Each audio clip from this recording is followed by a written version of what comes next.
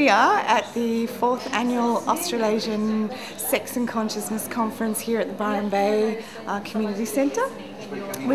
This weekend we've got over 40 teachers from locally and from around the world, covering a whole host of topics on sacred sexuality.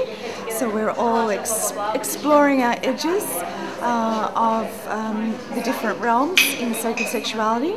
We're dropping belief systems and old programming and dropping out of our head and into our hearts, going from conventional sexuality into sacred sexuality. 4 years ago, a gathering occurred with a gentleman who's actually here, Malus, said, let's get this thing to happen. We investigated a whole range of things that people were doing all around the nation, and it has since grown from that. Went to Sydney and got a little larger, then came to Byron Bay to really come into its form last year, and this year it's a whole new event again, with the Youth Speak Forum added and running currently, and some really exciting developments. But I guess we did, I didn't go to... It's just bringing it more mainstream, less taboo, and cleaner. Getting rid of the muck that's gathered through the human psyche. What I'm seeing is there's a real raising of consciousness around the world over the last couple of years.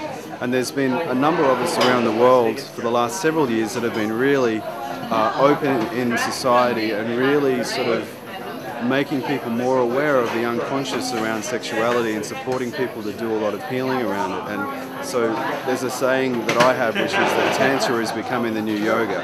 So 20 years ago, it was considered, yoga was really considered for just strange people and alternative lifestyle people, and now it's on every street corner. The same thing is about to happen with Tantra. Female genital massage. Demonstration of the conscious sexuality approach to sexuality. I don't think it's ready for that yet. Amazing. Answered so many questions for me that I had. So, yeah. I've come to the conference to find out about a few blind spots in my life with my partner. So far, I've been to a really beautiful, very intimate workshop last night. And it was a beautiful combination of women and men getting into a circle and performing a puja, getting to know each other, loosening up. And then later on, we all got naked and basically did the same thing, but I was not confronted because it was, the facilitators held a really sacred space and a really contained space. So everyone was safe. Everyone was naked, but everyone was safe. It's a psychographic rather than a demographic.